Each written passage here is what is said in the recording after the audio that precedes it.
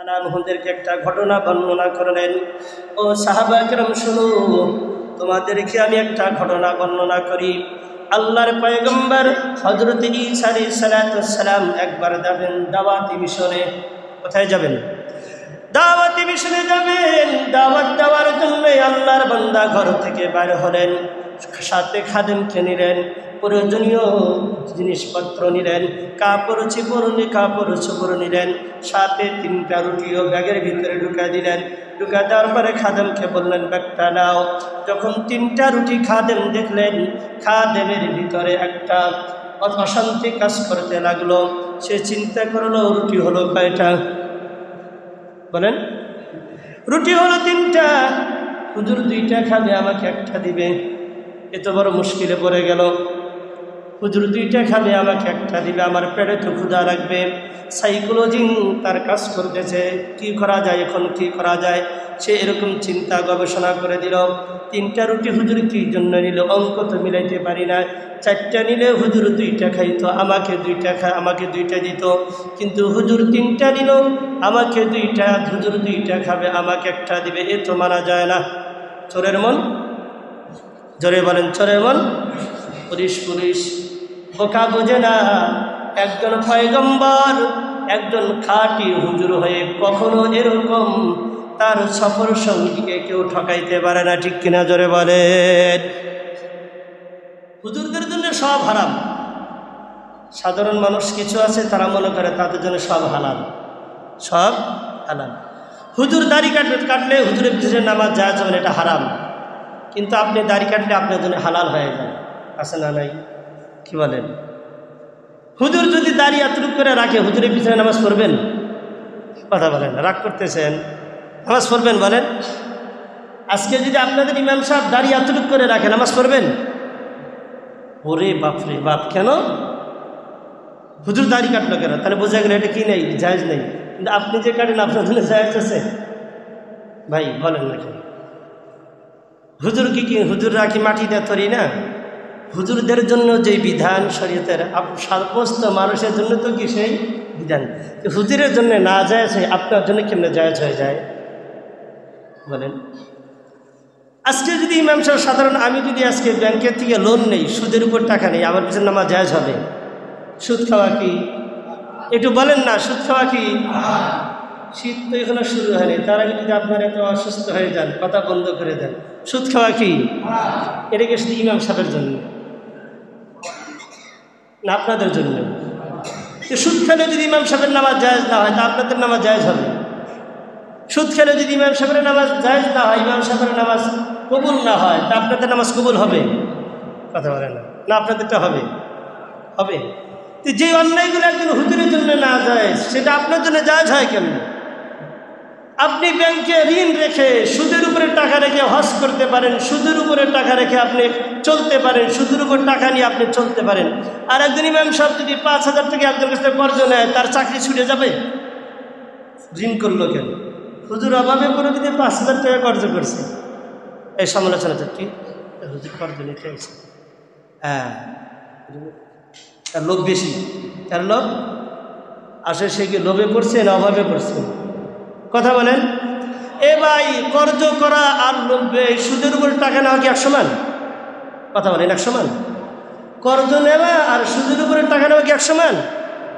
আপনি সুদের উপরে টাকা নিলে আপনার জন্য জায়েজ হয়, আপনি আপনার বোনের সম্পদ মেরে খেলে আপনার জন্য জায়েজ হয়, আপনি আপনার ভাইয়ের সম্পদ মেরে খেলে আপনার জন্য জায়েজ হয়। আর একজন অসহায় ইমাম সাহেব 5,000 টাকা যদি কোথাও থেকে কর্জ নেয়, আপনার আর সয় না, তার চাকরি আপনার খেতে হবে। এরকম মন মানসিকতা যাদের আছে, ওই খাদেমের মতো আল্লাহর আদালতে তাদের বিচার হবে। মনে রাখবেন, দুনিয়াতেও তাদের বিচার নিশ্চিত হবে। ঠিক কিনা ধরে বলেন? মৃত্যুর আগে দেখতে পারবেন ইনশাআল্লাহ। মনে হয় আপনারা কি এরকম করছেন? এত রাগ করতেছেন গা? উত্তর দেন না যে এ রোগী আক্রান্ত নাকি? এরকম কার মন মানসিকতা আছে? কথায় আসছিল তাই বললাম। রাগ করতেছেন আপনারা? একটু কথাবার্তা বলেন। বলতেছিলাম যে এটা হুজুরদের জন্য না জায়েজ হয়, সেটা আপনাদের জায়েজ হয় কেন? আল্লাহ আমাদের বোঝার তৌফিক দান করে। হুজুরদের প্রতি এরকম অবিচার করিয়েন না, এরকম মন মানসিকতা রাখিয়েন না। আল্লাহর গজব আসতে দেরি হবে না। যায় না আমাদের দ্বারা এক পড়ে চোখের পানি বাড়ায়, অভাবের কারণে টাকা কর্জ নিতে গেলাম, আহারে আর আমার সাথে দুর্ব্যবহার করলো, অভাবের কারণে যদি 1 মাসের বেতন একটু চাইছে ইমাম সাহেব গরিব, ওরে বাপ রে বাপ, এটাও তার জন্য না জায়েজ। যাই হোক, বলে তো দেখি কোথায় ছিল, মনে আছে? রুটি কয়টি? খাদেম বেচারা চিন্তা করলো, হয় রে হুজুরে কি নির্যাতন করবে আমার উপরে, রুটি নিল 3টা, হুজুর খাবে 2টা, আমাকে দিবে 1টা, এই সাইকোলজি তার কাজ করতেছে না। এই গবেষণায় চিন্তা করতে করতে শেষ। এবার রাস্তা দিয়ে হাঁটা শুরু করলো। অনেক দূর সফর, কিছু দূর যাওয়ার পরে আল্লাহর পয়গম্বর হযরত ঈসা আলাইহিস সালাম দ্বীনের দাওয়াত দেওয়া শুরু করলেন। মানুষদেরকে দ্বীনের দাওয়াত দিতে গেছেন। এমন মুহূর্তে খাদেম চিন্তা করলো এই সুযোগকে কাজে লাগানো লাগবে। এবার ব্যাগের ভিতর থেকে 1টা রুটি বাইর করে খেয়ে ফেললো। কি করলো? ব্যাগের ভিতর থেকে 1টা রুটি বের করে খেয়ে ফেললো। এবার তার সাইকোলজি, তার গবেষণা কাজে লাগলো। আর রুটি থাকলো কয়টা? এবার বললো, এবার হুজুর বুঝবে আমাকেও 1টা দিতে হবে, হুজুরের 1টা খাইতে হবে। যাই হোক, আল্লাহর বান্দা রুটি 1টা খেয়ে ফেললো। ঈসা আলাইহিস সালাম সেখান থেকে আবার রওনা দিলেন। কিছু দূর যাওয়ার পরে সেখানে আবার দ্বীনের দাওয়াত দেওয়া শুরু করলেন। দ্বীনের দাওয়াত দেওয়ার পরে ক্লান্ত হয়ে গেলেন, ফিরে আসলেন। ফিরে আসার পরে খাদেমকে বলেন, ও খাদেম, ব্যাগটা খোলো, ব্যাগের ভিতর থেকে রুটিগুলো বাইরে করো, অত্যন্ত ক্লান্ত হয়ে গেছি, ক্ষুধা লেগে গেছে, রুটিগুলো খাই নেই। আল্লাহর বান্দা ব্যাগটা খুললেন, খোলার পরে রুটি বের করলেন 2টা। জিজ্ঞাসা করলেন ঈসা আলাইহিস সালাম, 2টা রুটি খাইলেন। ঈসা আলাইহিস সালাম বলেন, ওরে গোলাম, রুটি আরেকটা কোথায়? রুটি বাইর করো। আল্লাহর বান্দা বলে, হুজুর আমি তো জানি না রুটি আরেকটা কোথায়, রুটি আরেকটা কোথায়? ওর জন্য জায়েজ হয়ে গেল। ওর জন্য কি হয়ে গেল? কথা ভালো করে বুঝিয়েন। আমি তো জানি না বলে না, রুটি তো 3টাই ছিল ব্যাগের মধ্যে।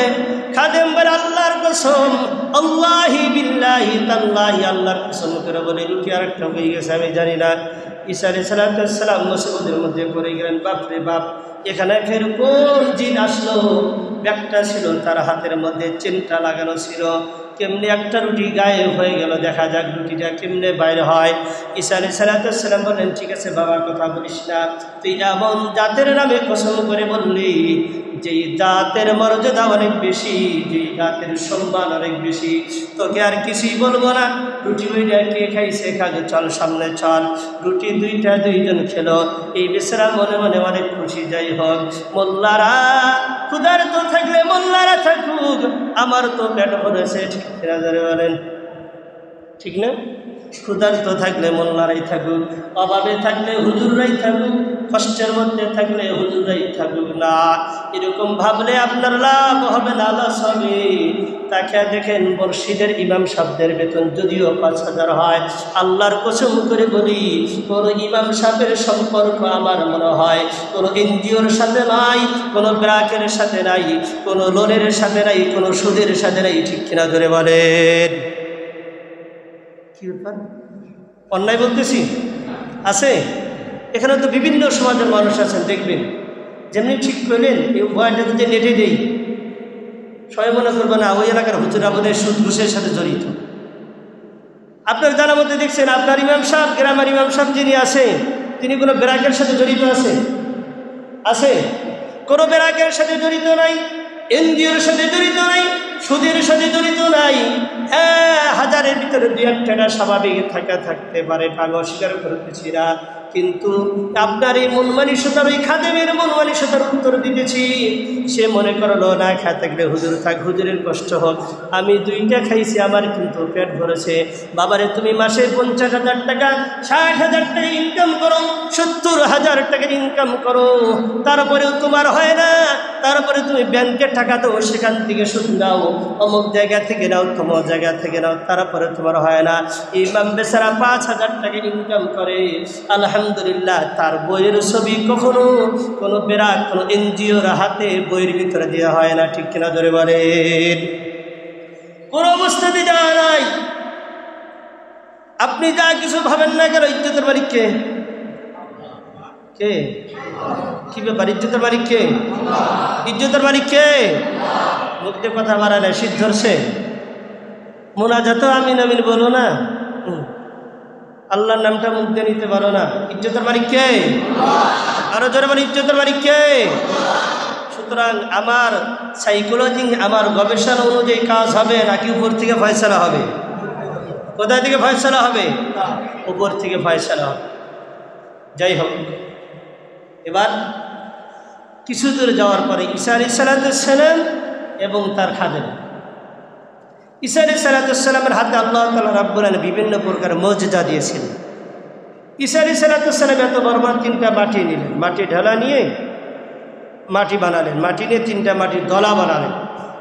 বানানোর পরে হাতটা বুলিয়ে দিয়ে কি জানি পড়লেন, সাথে সাথে বড় বড় তিনটা সোনার টুকরা হয়ে গেল, সোনার তিনটা দলা, বড় বড় দলা হয়ে গেল ইটের মতো। আল্লাহর পয়গম্বর হযরত ঈসা আলাইহিস সালাম বলেন, এই যে স্বর্ণের যে তিনটা টুকরা, একটা তোমার জন্য, একটা আমার জন্য, তুমি একটা তোমার ব্যাগের মধ্যে নাও, একটা আমাকে দাও।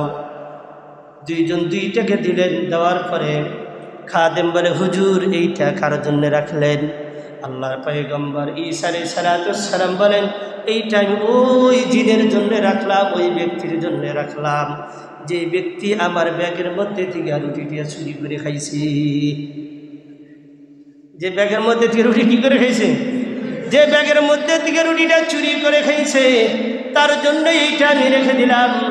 এবার ওই খাদেম মনে মনে চিন্তা করে, হায় রে, আমি তো খাইছি, আল্লাহর কসম যাই কিছু বলি না কেন, এখন যদি আমি সত্য কথাটা বলি, আপাতত তো আমি স্বর্ণের দলাটা পাবো, আমার আর জীবনে কোনোদিন মিথ্যা কথা বলা লাগবে না, আমার আর জীবনে কোনো জিনিসের লোভ করা লাগবে না। সুতরাং আমি সত্য কথাটা বলে স্বর্ণটা নিয়ে নেই, তাহলে তো আমার জীবনটা একদম সেটেল হয়ে যাবে।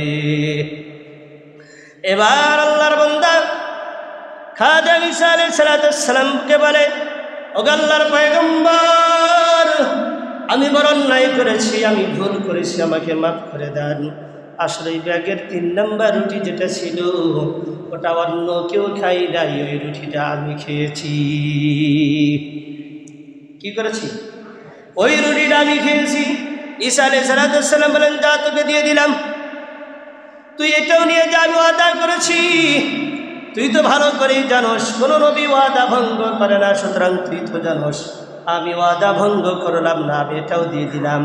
আমার কাছে যেটা নিয়েছিলাম এটাও তোকে দিয়ে দিলাম, তিনটাই তোকে দিয়ে দিলাম। বাকি সাবধান, সাবধান, সাবধান, কোনো অবস্থাতেই তুই সাবধানে যাবি, এই দিক সেই দিক কোথাও যাস না, অবস্থা কিন্তু ভালো না, সাবধানে যাস।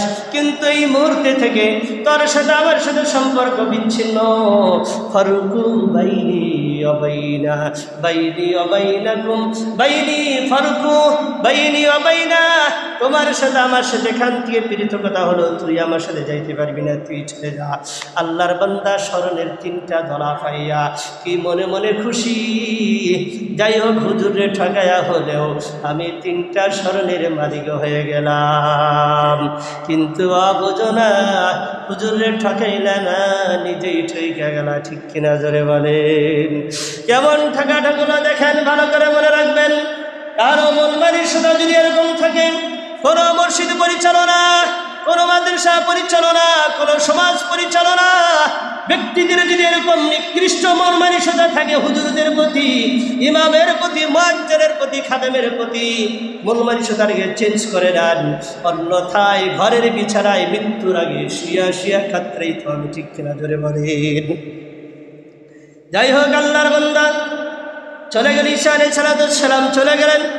স্মরণের 3টা টুকরা নিয়ে মনে বড় আনন্দ নিয়ে যাইতে লাগলো। অন্ধকার রাত্রি যাইতে যাইতে 3জন ডাকাত এক জায়গায় টাকা একজনের বাড়ি থেকে চুরি করে টাকা পয়সা ভাগ করতেছিল। বসে আছে, টাকা পয়সা ভাগ করতেছিল, এমন মুহূর্তে সুবি সাহেব সামান দিয়ে যায়। 3জন ডাকাত কয়, এত রাত্রে কোথায় যা? সেই দিকায় 3জন ধরে ফেলল। ধরার পরে বলতেছে, কিরে তার ব্যাগে কি আছে চেক করি। ব্যাগটা চেক করে দেখে বড় বড় স্বর্ণ 3টার টুকরা। তুই এখানে থাক, তোকে আর ছাড়া যাবে না। ওই খাদেমকে সাথে সাথে ধৈর্য জবে করে দিল। কি করছে? আরো জোরে বলেন, কি করেছে? 3টা টুকরা যখন তার কাছে ছিল, স্বর্ণগুলো তার কাছ থেকে নিয়ে তাকে জবাই করে দিল। 3জন টাকা আনন্দ করতেছিল গাছের গোড়ায় বসে। সকাল যখন হয়ে গেল, একজনকে বলল, যাও, তোমার সর্দার যে ছিল সে একজন কিছু টাকা দিয়ে বলল, তুমি বাজারে যাও, কিছু খানা পিনা নাস্তা নিয়ে আসো, এখানে আনন্দ ফুর্তি করে তারপরে স্বর্ণগুলো ভাগ করে নিয়ে যাব। সারা জীবন ডাকাতি করে যেহেতু উন্নতি করতে পারি নাই, আজকে মুহূর্তের ভিতরে এত উন্নতি হয়ে গেছে, আগে এখানে নাস্তা পানি খাবো, আচ্ছা মতো, তারপরে এখান থেকে বিদায় নিব। এবারে 2জন মিলে একজনকে পাঠাইলেন বাজারে নাস্তা নিতে। আল্লাহর বান্দা বাজারে নাস্তা নিতে গেল। এই 2জন বসে বসে চিন্তা করে, দেখো, যে বাজারে গেছে ও আসলে আমরা 2জন তাকে মেরে ফেলবো, অনার্থক তাকে স্বর্ণ একটা টুকরা দিলে কি দিয়া কি লাভ? 2জন বুদ্ধি করলো তাকে মেরে ফেলবো। আল্লাহর বান্দা যে বাজারে গেছে সে নাস্তা নেওয়ার পরে চিন্তা করলো, হায় রে, এত দামি দামি স্বর্ণ তাদের 2জনকে দিয়ে কি লাভ? এবার আমরা যে যখন খানাটা নেওয়ার পরে সে চিন্তা করলো, খানার সাথে যদি একটু বীজ মিশিয়ে দিতে পারি তাহলে খানাটা তারা 2জন খাওয়ার পরে মারা যাবে, আমি 3টা স্বর্ণের টুকরা রাখার মালিক হয়ে যাব। যেমন কথা তেমন কাজ। আল্লাহর বান্দা এবার স্বর্ণের টুকরা লোভে খাদ্য নিল, নেওয়ার পরে খানার সাথে ওই যুগের অত্যন্ত দামি বিষ নিয়ে বিষ মিশায়া দিল, খানার মধ্যে মিশায়া দিল। দেওয়ার পরে যখন আসলো, এই 2জন তো আগে থেকেই বুদ্ধি করে আছে, ও আসার সাথে সাথে তাকে আমরা হত্যা করে ফেলবো, আমরা 2জন স্বর্ণগুলো ভাগ করে নিব। মিয়া সাহেব বুদ্ধি করেছে, খানার মধ্যে বিষ মিশিয়ে দিল, তাকে তাদের 2জনকে হত্যা করে ফেলবে। এবার আল্লাহর বান্দা এসে বলে, সর্দার মহোদয়, আপনাদের জন্য রাস্তা নিয়ে এসে আপনি একটু খান, আমি তো খেলাম, তো অনেক দূর হেঁটে গেলাম, হেঁটে আসলাম, আমি একটু গোসল করে ফিরে এসে আসি, তারপরে খাবো। এই 2জন বুঝতে পারছে তার মনে বোধহয় কিছু আছে কিনা জানি না, বলে, না না, তুই যাইতে পারবি না। যেমন কথা তেমন কাজ। একজন ধরছে আর একজন ছুরি দিয়া গলাটা জবে করে তাকে সেখানে ফেলা রাখলো। লাশ কয়টা হলো? আরো আসতে বলেন, কয়টা? কাশো ঠান্ডা বৃষ্টি, ইমানদারও কেমন ধরে ঠান্ডা হয়ে গেছে। লাশ কয়টা? আরো আসতে বলেন, কয়টা? 2টা না। শুধুমাত্র কিসের জন্য পড়লো বলেন তো দেখি? লোভের কারণে। কিসের কারণে বলেন? লোভের কারণে, শুধুই মাত্র লোভের কারণে এই মুসিবতের মধ্যে পড়লো। এবার তাকে মরার পরে 2জন বড় খুশি। আইরে আনন্দ, খুব আনন্দ করতেছে। ঈসা আলাইহিস সালাম আল্লাহর পয়গম্বর কে ঠকাইয়া খাদেম বড় খুশি। দুনিয়ার কিছু মানুষ, ভালো মানুষগুলোকে ঠকাইতে পারলে এরকম খুশি হয় কি হয় না? আরো জোরে বলেন, হয় কি হয় না? ভালো মানুষগুলোকে ঠকাও, ছোট ভাইকে সম্পদ না দিয়ে ঠকাও, বোনকে সম্পদ না দিয়ে ঠকাও, না ঠকাইয়া প্রতিবেশীর হক তুমি অন্যায় ভাবে মেরে তুমি ঠকাইয়া খুশি। ওই টাকা দিয়ে হজ করো আর নামাজ পড়ো, দান করো আর সদকা করো, যা কিছু করো না কেন, ওই সম্পদের কোনো সওয়াব তোমার কাজে আসবে না। ঠিক কিনা জোরে বলে? এই 2জন তো মারাত্মক খুশি। কি করা যায়? স্বর্ণগুলো নারে আর কয়, রাস্তাগুলো বাইর কর, স্বর্ণগুলো বাহির কর। এবার এদিক তাকান, স্বর্ণগুলো বাহির করে আল্লাহ বলে, রাস্তাগুলো বাহির কর। রাস্তাগুলো বাহির করলো, স্বর্ণগুলো বাহির করলো। এবার 2জনে মজা মাইরা রাস্তাগুলো খায়। খাওয়ার পরে কিছুক্ষণের মধ্যে দুনিয়ার আলো বাতাস তাদের জন্য হারাম হয়ে গেল। দুনিয়া থেকে বিদায় নিয়ে চলে গেল 4জন মানুষ। আল্লাহর পয়গম্বর কিছুক্ষণ পরে বিভিন্ন দাওয়াতি কাজ সেরে সেই দিক দিয়ে আসতেছেন। 4টা লাশ পরে রয়েছে। খাদেমের লাশ একটু দূরে, ওগুলোর লাশ একটু পরে। ঈসা আলাইহিস সালাম আসতেছেন লোকজনদেরকে নিয়ে আসার সময় দেখেন হায়রে খাদেমের লাশ দেখা যায়, গলা কাটা, গলা কেটে মানুষকে হত্যা করে ফেলছে। বাইরে তাকে দেখো বর্তমান বাংলাদেশের চিত্র তেমন ভালো না।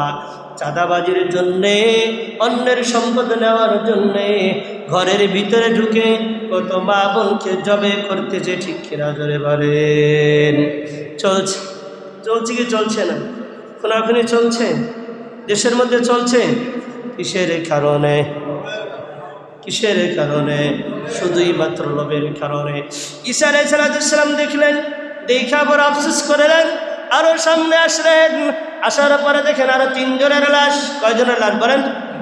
আরো 3 জনের লাশ দেখা যায়, স্বর্ণের 3টা টুকরা পড়ে রয়েছে। আল্লাহর পয়গম্বরের বুঝতে বাকি হইল না। আল্লাহর পয়গম্বর ডাক দিয়ে বলে, দেখো দুনিয়ার মানুষ মানুষকে কতটুকু হীন করে ফেলে। তোমরা ঈসা আলাইহিস সালাম লোকজনদেরকে পুরা ঘটনা বললেন, খাদেমের ঘটনা বললেন। এই খাদেম শুধুমাত্র একটা রুটির লোভ সামলাইতে পারে নাই। একটা রুটির লোভ সামলাইতে না পারার কারণে তার আজকে কি পরিণত হলো। আর এই 3টা লোক যে দেখতেছ, এই 3টা লোক সামান্য 3টা স্বর্ণের টুকরার লোভ সামলাইতে না পেরে তাদের জীবন পর্যন্ত শেষ করে দিল।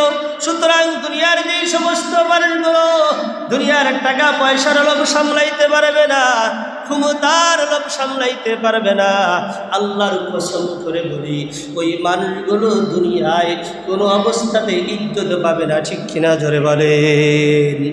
এই জন্যে আমরা নেক আমল থেকে বঞ্চিত। 1 নম্বর কারণ কি বলেন?